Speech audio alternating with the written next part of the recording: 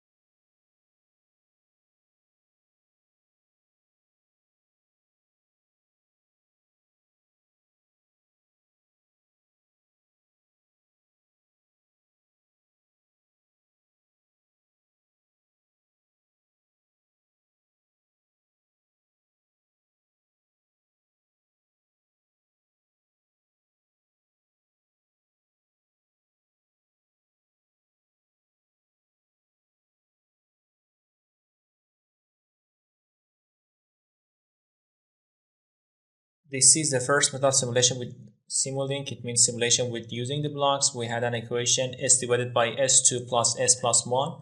So we can use blocks for its simulation and simulate it. You can see the response of system here too. Okay, thank you. Thanks for joining us. Goodbye.